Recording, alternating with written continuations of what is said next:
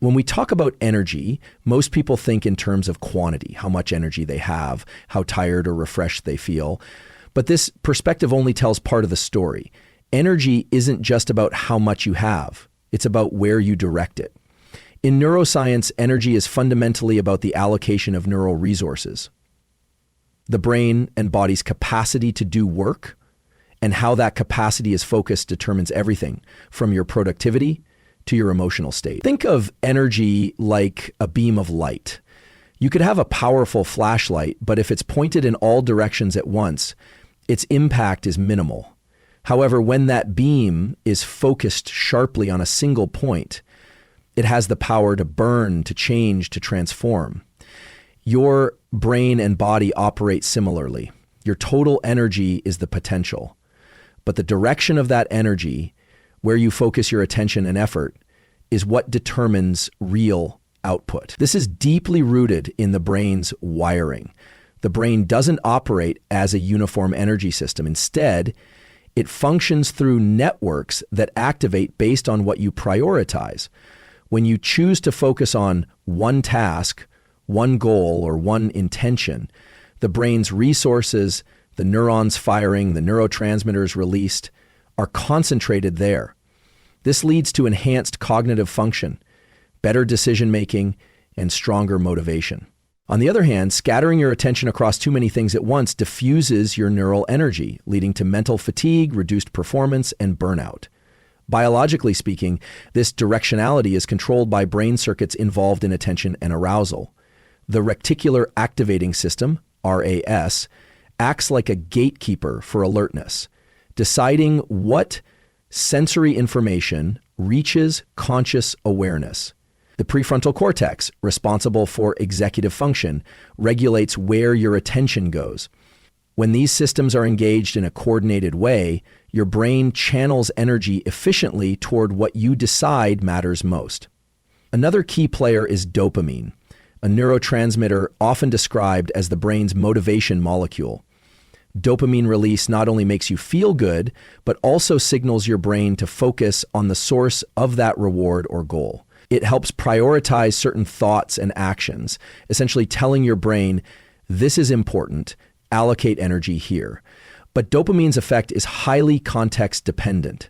It doesn't flood your brain randomly, but is triggered when your attention aligns with something meaningful or rewarding. This interplay between attention, dopamine, and energy direction explains why multitasking rarely works. When you try to juggle many tasks, your brain must switch the beam of energy back and forth rapidly, never allowing a deep, sustained focus. This attention switching drains energy and reduces the quality of your work.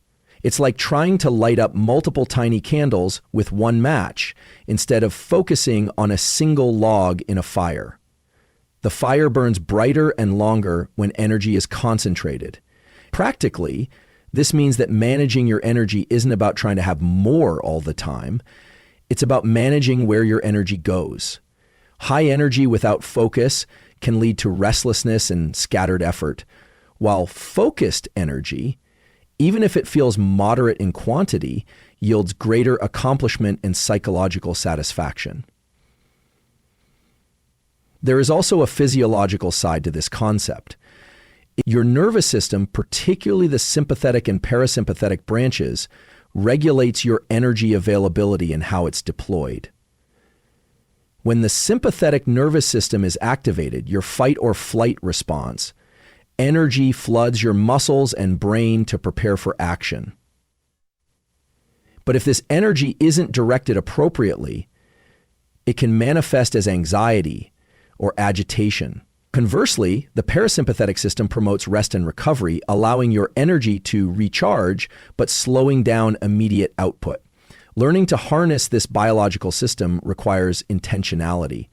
Practices like breath control, movement, and environmental manipulation can shift your nervous system state, thereby altering how energy is mobilized. For example, a few deep, controlled breaths can calm an overactive sympathetic system, focusing scattered energy into a state of alert calm. Movement, such as exercise, can increase overall energy levels, but only produces sustainable change when combined with mental focus. On a deeper level, energy direction is about aligning your physiology with your goals and values. When your brain perceives that what you are focusing on has meaning, whether it's learning a new skill, building a relationship, or creating something, it recruits more energy. And this is why motivation tied to purpose can seem effortless. The brain is wired to allocate energy toward what matters deeply to you. In contrast, if your focus is on distractions, vague tasks, or stressors with no clear resolution, your brain struggles to allocate energy efficiently. You might feel tired, overwhelmed, or stuck, not because you lack energy, but because your energy is diffused or misdirected. Finally, this principle applies not only to mental tasks, but also to emotional energy. Emotions are powerful signals that direct attention and thus energy. Feeling angry, excited, fearful, or joyful can change where and how your energy flows in the brain and body. Emotional regulation is, therefore, a tool to refine the direction of energy, shifting from reactive states that scatter energy to constructive states that focus it. Attention is one of the most powerful tools your brain wields. It's often described metaphorically as a spotlight. This metaphor isn't just poetic, it has a strong basis in neuroscience. Your brain literally directs a beam of focus, illuminating specific information while dimming everything else. This neural spotlight is fundamental to how you perceive, learn, and ultimately transform yourself. At any given moment, the world around you is overwhelmingly rich with sensory input. Sights, sounds, smells, sensations, thoughts, and emotions. If your brain processed all this information equally, it would be impossible to function. Instead, your nervous system prioritizes, filtering vast amounts of data to spotlight what's most relevant. This process happens through complex brain mechanisms involving the thalamus, prefrontal cortex, and sensory regions. The thalamus acts as a kind of relay station, controlling which sensory signals get passed on to conscious awareness. It works like a gatekeeper, helping to focus the spotlight on relevant inputs while suppressing others. The prefrontal cortex, often called the brain's executive center, plays a key role in deciding where this spotlight should shine. It evaluates goals, intentions, and priorities, directing attention to align with your current objectives. But attention is not a passive process. It's an active, dynamic function that you can influence, strengthen, and refine. When you deliberately choose to focus on something, whether it's a task, a person, or a feeling, you are moving that spotlight in a very intentional way. This ability to direct attention is the foundation of learning and neuroplasticity, the brain's capacity to change and adapt. Neuroplasticity depends on this focused attention. The neurons involved in the activity or thought pattern you are focusing on become more active and strengthen their connections. Over time, these changes reinforce new habits, skills, or ways of thinking. Without the spotlight of attention, these neural pathways remain weak or dormant. In other words, attention is the mechanism through which you sculpt your brain's architecture. Dopamine, a neurotransmitter often associated with reward and motivation, plays an important role here as well. It helps reinforce what the brain deems worthy of attention by enhancing focus on that object or idea. When dopamine levels rise in response to a goal or reward, your spotlight intensifies, allowing deeper engagement. This is why tasks connected to clear goals or rewards feel more absorbing and energizing. However, the spotlight of attention is also limited. You cannot attend fully to everything at once. Your brain's attentional capacity is finite. This limitation is why multitasking reduces performance. It forces the spotlight to rapidly switch back and forth, never allowing deep focus on any one thing. This spotlight flickering consumes energy and reduces efficiency, Understanding this limitation is essential for optimizing your energy and productivity. To harness your brain's attentional spotlight, it's better to practice sustained focus on a single task or goal for defined periods rather than scattering attention across many competing demands. Techniques such as mindfulness meditation or deliberate practice train your brain to hold this spotlight steadily, reducing distractibility and enhancing performance. The quality of attention also shapes how you experience life. Focused attention on positive experiences can deepen feelings of gratitude and joy, while habitual attention to negative thoughts can reinforce stress and anxiety. This happens because attention directs neural activity and chemical release patterns in the brain, creating physiological states aligned with your focus.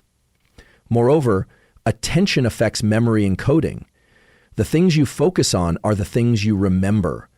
When you bring your spotlight to a learning experience, the neural circuits involved are activated and consolidated into long-term memory. Without attention, the brain is less likely to store information, which explains why distractions during learning reduce retention. Physiologically, attention involves activation of the locus ceruleus, a small brainstem nucleus that regulates the release of norepinephrine, a chemical critical for alertness and the filtering of sensory information. This system tunes your brain to respond to salient stimuli and helps sustain focus over time. If the locus ceruleus is underactive, you feel sluggish and distracted. If overactive, you become anxious and jittery. The key is balanced regulation. Interestingly, the spotlight of attention is also linked to your sense of self and agency. When you direct your attention deliberately, you engage executive control, making conscious choices rather than reacting automatically. This sense of control is foundational to motivation and resilience, reinforcing the neural circuits that support goal-directed behavior. Finally, your attention interacts with your environment. The brain is constantly scanning for novel or relevant stimuli. If the environment is chaotic, distracting, or overwhelming, your spotlight struggles to maintain focus. Designing your surroundings to reduce unnecessary distractions can help preserve the energy and clarity of your attentional spotlight process. It is highly state dependent. In other words, your brain's capacity to rewire itself depends critically on your physiological and mental state at the time you engage in learning or change. When we say neuroplasticity is state dependent, we mean that the brain's environment, the internal biochemical and electrical conditions, must be optimal for rewiring to occur. Simply exposing yourself to new information or practicing a skill is not enough. Your brain needs to be in a particular state that promotes plasticity for meaningful change to happen efficiently and robustly. One of the most important factors is alertness and engagement. When you are alert, emotionally engaged, and focused, your brain releases a suite of neuromodulators such as dopamine, norepinephrine, and acetylcholine. These chemicals don't just help you pay attention, they actively gate the mechanisms of plasticity. They enhance the brain's ability to form new synaptic connections, strengthen existing ones, and prune irrelevant pathways. Without this neurochemical cocktail, learning is superficial and fragile. Dopamine, often called the motivation molecule, plays a pivotal role here. It signals the brain that something is important or rewarding. When dopamine levels rise in response to curiosity, challenge, or novelty, your neural circuits become more receptive to change. This is why learning is more effective when it's linked to motivation, whether intrinsic or extrinsic. If you're bored, distracted, or disinterested, dopamine levels remain low and the brain resists change. Norepinephrine, released primarily from the locus ceruleus in the brainstem, heightens alertness and primes the sensory systems. It sharpens the brain's focus and helps distinguish important stimuli from background noise. This heightened state of arousal prepares neurons to undergo plastic changes by increasing their excitability. But there is a sweet spot. Too little norepinephrine results in dullness and inattentiveness, while too much can lead to anxiety and a flood of irrelevant information that disrupts learning. Acetylcholine, another key neuromodulator, enhances the brain's ability to encode new information and is associated with focused attention and memory formation. This chemical creates a brain state that is primed to learn, allowing sensory input to be processed with high fidelity. Beyond neurochemistry, your overall physiological state also impacts neuroplasticity. Sleep is fundamental here. During deep and REM sleep phases, the brain consolidates new memories and reorganizes synaptic connections formed during wakefulness. Lack of sleep disrupts this process, impairing your ability to learn and adapt. Similarly, movement and exercise increase levels of brain-directed neurotrophic factor, BDNF, a protein that supports neuron growth, survival, and plasticity. Physical activity elevates your brain's capacity to rewire by creating a fertile biochemical environment. Emotional state is equally critical. Stress, especially when chronic or overwhelming, releases cortisol, which can suppress plasticity and damage neurons in key areas like the hippocampus involved in memory and learning. However, acute, controlled stress or challenge, what some call positive stress, can actually enhance plasticity by activating adaptive circuits. This highlights that the timing, intensity, and context of stress determine its effects on brain plasticity. The concept of state dependency also extends to the timing of learning. The brain is more plastic at certain times of the day due to fluctuations in hormones and neuromodulators. Many people experience peak cognitive function mid-morning or early evening, though this varies individually. Aligning your learning and practice sessions with these natural peaks can amplify neuroplastic changes. On a deeper level, state-dependent plasticity ties into the idea that transformation requires not just intellectual understanding, but embodied experience. When you are in a highly engaged, emotionally meaningful state, your brain doesn't just record facts, it integrates those facts into your neural architecture in a way that changes behavior, perception, and identity. This is why passive consumption of information, like mindless reading or watching, rarely leads to lasting change. Finally, the state-dependent nature of neuroplasticity explains why certain interventions, like meditation, breathwork, or controlled exposure to stressors, cold, heat, resistance training, can facilitate self-transformation. These practices shift your internal state into zones that optimize neurochemical release and neural excitability, priming your brain for change. They don't produce plasticity by themselves, but create the internal conditions that allow plasticity to happen effectively when you engage in learning or behavior change. Stress is often seen as something to avoid, an adversary to well-being and productivity. But the truth is far more nuanced. Deliberate, controlled stress is one of the most powerful drivers of lasting change and transformation. When applied thoughtfully and in manageable doses, stress acts as a biological signal that primes the nervous system to adapt, grow, and become more resilient. This principle is deeply rooted in neuroscience and physiology and is key to understanding how we can engineer meaningful self-transformation. At the core of this concept is the idea of hormesis, which refers to the beneficial effects of mild or moderate stressors on biological systems. When the body and brain experience controlled stress, whether through cold exposure, heat, exercise, fasting, or mental challenge, they respond by activating adaptive processes that enhance function. This response is not just temporary. It results in lasting neurochemical, structural, and functional changes. From a neuroscience perspective, stress activates the hypothalamic pituitary adrenal HPA axis and the sympathetic nervous system. This releases a cascade of stress hormones, including cortisol and adrenaline, which prepare the body for immediate action. These hormones increase heart rate, redirect blood flow to muscles, and enhance alertness. But beyond these acute effects, they also trigger molecular pathways that promote cellular repair, neuroplasticity, and mitochondrial biogenesis, the creation of new energy-producing units within cells. A critical aspect of deliberate stress is that it must be controlled and time-limited.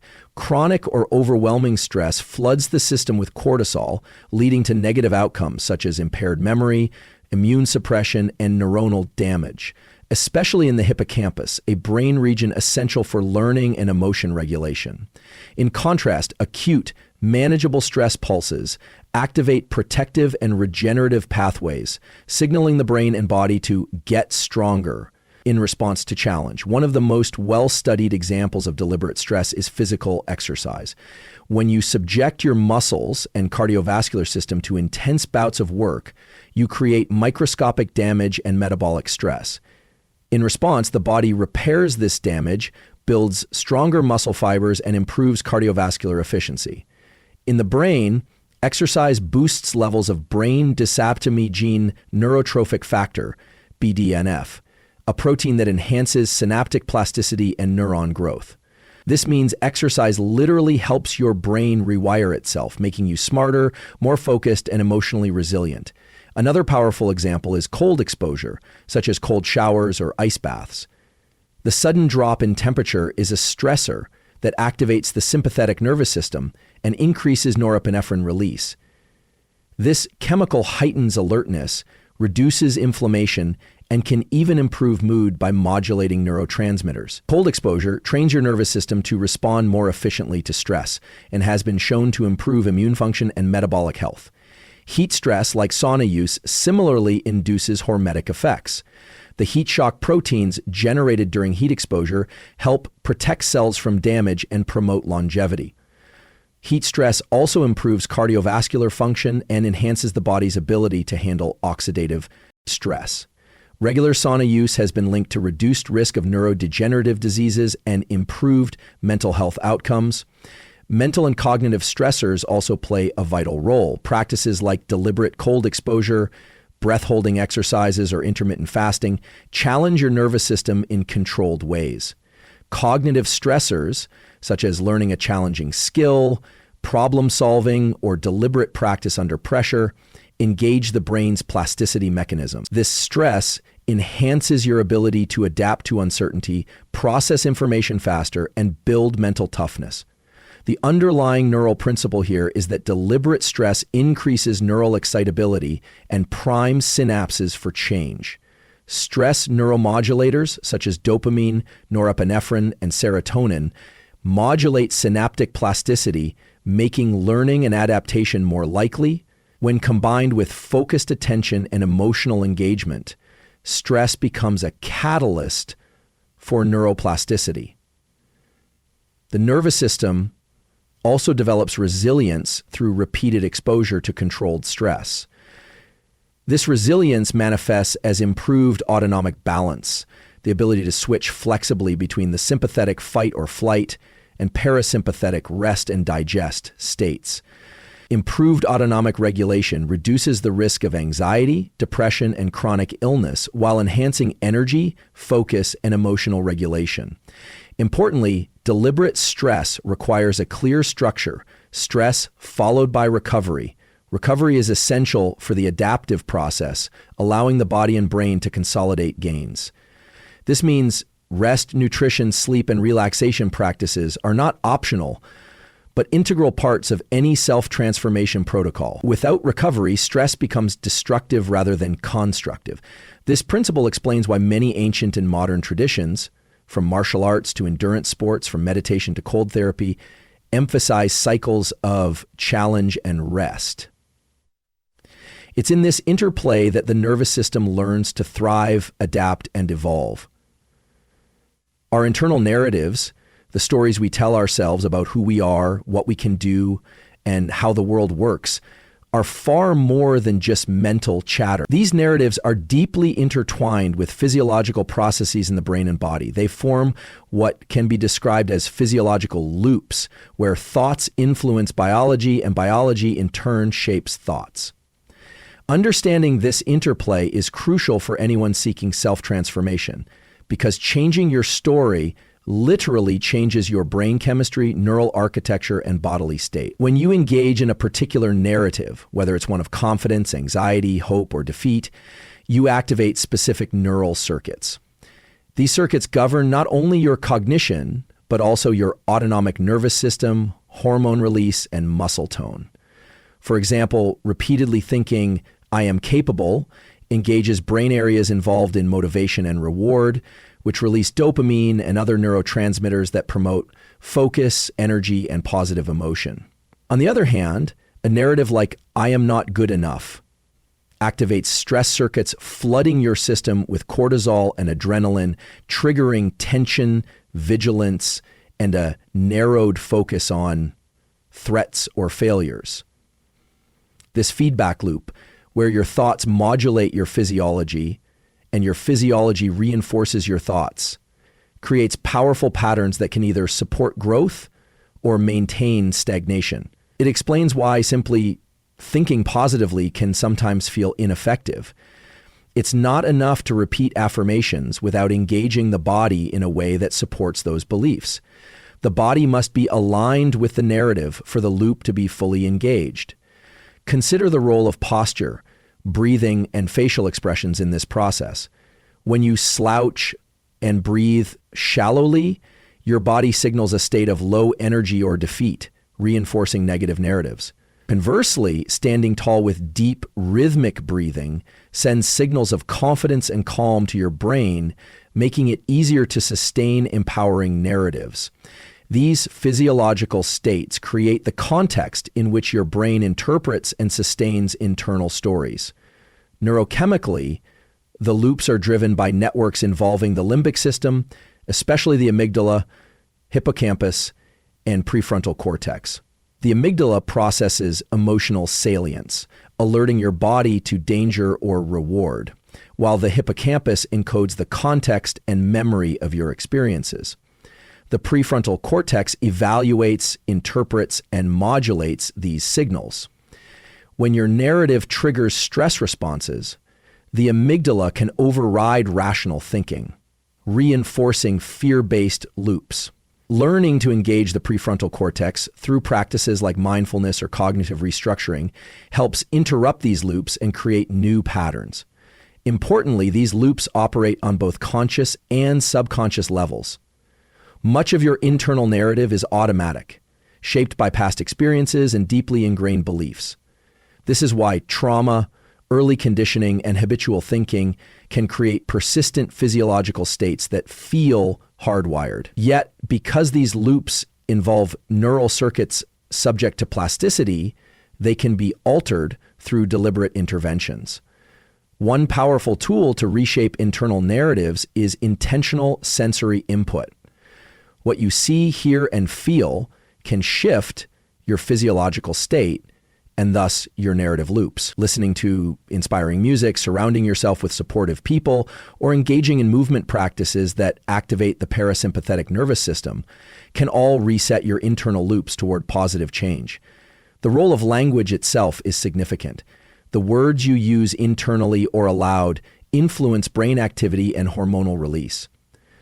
Neuroscientific studies show that the brain processes self-directed speech with the same circuitry used for processing social communication. This means your internal dialogue is interpreted by your brain as real social input, impacting your emotional and physiological state. Reframing negative self-talk into compassionate, constructive language has measurable effects on reducing stress and enhancing resilience. Beyond immediate effects, these physiological loops influence gene expression through epigenetic mechanisms. Chronic activation of stress narratives can turn on genes linked to inflammation and disease, while positive, engaged narratives promote expression of genes involved in repair and growth. This reveals how deeply your internal stories are embedded in your biology. Breath control is another key lever to modulate these loops. The autonomic nervous system is directly influenced by breathing patterns, allowing you to shift from stress states to calm, from constriction to openness. By consciously altering breath slowing it down, deepening it, you can send signals that disrupt negative physiological loops and reinforce empowering narratives. In the realm of neuroplasticity, reinforcing new internal narratives requires repeated activation of aligned physiological states. This means coupling new thoughts with behavioral, sensory, and emotional experiences that match the story you want to embody. For example, practicing confident body language while visualizing success helps wire the brain-body loop for that narrative. Over time, this creates a self-sustaining feedback cycle where physiology and narrative amplify each other, driving lasting transformation. When it comes to self-transformation, one of the most overlooked but fundamental principles is that your brain and body operate within a biological framework heavily influenced by sleep, light, and movement. These three elements, sleep, exposure to light, and physical activity, are not just lifestyle factors. They are the foundational regulators of your nervous system state. Cognitive performance, emotional resilience, and capacity for change. Before you can optimize learning, attention, or energy, you must first set the stage by aligning these key physiological systems. Sleep is the master regulator of brain health and neuroplasticity. It is during sleep that your brain consolidates memories, clears metabolic waste, and recalibrates neurotransmitter systems. Deep sleep and REM sleep phases work together to solidify learning, integrate emotional experiences, and promote neural growth. Without sufficient quality sleep, the brain's ability to change and adapt is severely compromised. Sleep deprivation impairs attention, decision-making, emotional regulation, and physical recovery, elements essential for sustained transformation. One reason sleep is so critical is its impact on synaptic plasticity. During wakefulness, your brain forms new connections as you learn and experience the world. Sleep then prunes weaker synapses and strengthens important ones, optimizing neural circuits for efficiency and performance. This process is driven by oscillations of electrical activity in the brain and supported by the glymphatic system, which clears toxins from neural tissue. Without this nightly maintenance, cognitive functions deteriorate and the brain's adaptability diminishes. Light exposure, particularly natural sunlight, acts as a powerful biological cue for your circadian rhythms, your internal 24-hour clock that regulates sleep-wake cycles, hormone release, body temperature, and metabolism. Specialized cells in the retina detect light and send signals directly to the suprachiasmatic nucleus, SCN, of the hypothalamus, the brain's master clock. This system synchronizes your physiology with the external environment. Morning sunlight, especially rich in blue wavelengths, is crucial for setting this rhythm. Exposure to natural light within the first hour of waking suppresses melatonin production, increases alertness, and elevates cortisol levels to promote wakefulness. This entrainment not only improves sleep quality the following night, but also enhances mood, cognitive function, and metabolic health throughout the day. Conversely, exposure to artificial light, especially blue light from screens and LEDs, late in the evening, disrupts this natural cycle by delaying melatonin release, making it harder to fall asleep and reducing sleep quality. This misalignment leads to chronic circadian disruption, which is linked to mood disorders, metabolic syndrome, impaired cognitive function, and reduced neuroplasticity. Movement is the third pillar that interacts intimately with sleep and light to set the stage for transformation. Physical activity stimulates the release of neurotrophic factors such as brain-directed neurotrophic factor, BDNF, which supports neuron growth, synaptic plasticity, and cognitive performance. Exercise enhances blood flow to the brain, promotes neurogenesis, and modulates neurotransmitters like dopamine and serotonin, which regulate motivation, mood, and focus. Movement also impacts sleep quality by helping regulate circadian rhythms and promoting deeper stages of sleep. Regular exercise can advance the timing of your internal clock, making it easier to fall asleep at night and wake up feeling refreshed. Furthermore, movement reduces stress hormones and activates the parasympathetic nervous system, facilitating recovery and emotional balance. The timing and type of movement matter. Morning or early day physical activity synergizes with natural light exposure to boost alertness and energy. Meanwhile, intense exercise close to bedtime may increase arousal and delay sleep onset in some individuals. Gentle movement practices such as yoga or stretching in the evening can promote relaxation without disrupting sleep. These three elements, sleep, light, and movement, are not isolated. They form a dynamic feedback loop. Poor sleep reduces motivation for movement and diminishes the ability to seek natural light. Lack of light exposure weakens circadian regulation, impairing sleep quality and reducing energy for physical activity. Inadequate movement contributes to sleep disturbances and mood dysregulation. Together, these deficits create a vicious cycle that undermines brain function and self-transformation. To harness the power of this triad, it's essential to structure your environment and daily habits deliberately. Prioritize morning light exposure by spending time outside within the first hour after waking. Reduce artificial light exposure in the evening by dimming lights and limiting screen use. Establish consistent sleep and wake times to strengthen circadian rhythms. Incorporate regular physical activity that aligns with your schedule and preferences. These foundational practices set the biological stage for all higher-order cognitive and emotional processes involved in transformation. When sleep is optimized, circadian rhythms are synchronized, and movement is integrated, your brain is primed for enhanced attention, learning, emotional resilience, and energy management. This biological alignment creates fertile ground for deliberate practice, habit formation, and lasting change. Attention is one of the most precious and powerful resources your brain possesses. It is the gateway through which information enters your conscious mind, allowing you to learn, adapt, and create. Yet, unlike many physiological processes that happen automatically, attention is a skill you can cultivate, refine, and direct intentionally. In this sense, you are the architect of your attention, actively shaping where it goes, how long it lasts, and what it prioritizes. Understanding how attention works on a neural level gives you the tools to harness it effectively for self-transformation. At its core, attention is not a monolithic process, but a complex orchestration of neural circuits involving multiple brain regions. The prefrontal cortex, responsible for executive function and decision-making, plays a key role in directing attention deliberately. Meanwhile, subcortical structures such as the thalamus and basal ganglia regulate the filtering and gating of sensory inputs.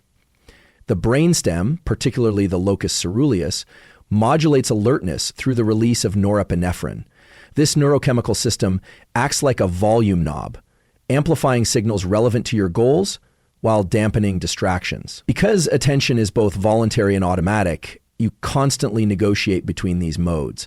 Sometimes your focus is captured involuntarily by sudden stimuli, a loud noise, a flashing light, or an emotional trigger.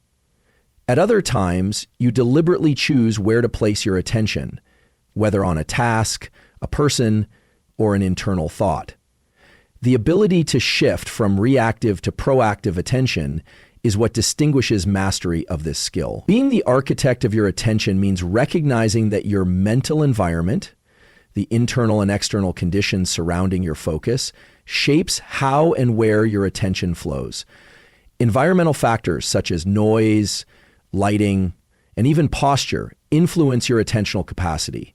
For example, bright, natural light increases alertness and helps sustain focus, while cluttered or noisy spaces pull attention away and fragment your mental resources.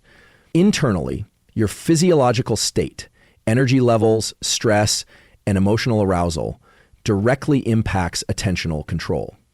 Fatigue, anxiety, or boredom reduce your ability to sustain attention, causing your mind to wander or fixate on irrelevant thoughts. Conversely, moderate levels of arousal mediated by neuromodulators like dopamine and norepinephrine, enhance selective focus and cognitive flexibility. One practical implication is that cultivating attention requires intentional management of both internal states and external conditions. This can involve structuring your environment to minimize distractions, turning off notifications, setting dedicated workspaces, and optimizing your physiology through sleep, nutrition, and exercise. Techniques like focused breathing or short mindfulness practices can reset and sharpen your attentional state, making it easier to engage deeply with the task at hand. Furthermore, the brain's attentional system operates in bursts rather than as a continuous stream.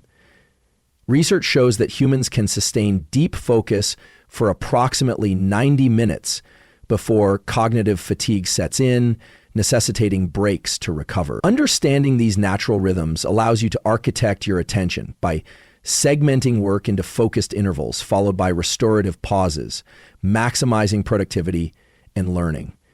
At a deeper level, you architect your attention through the goals and intentions you set.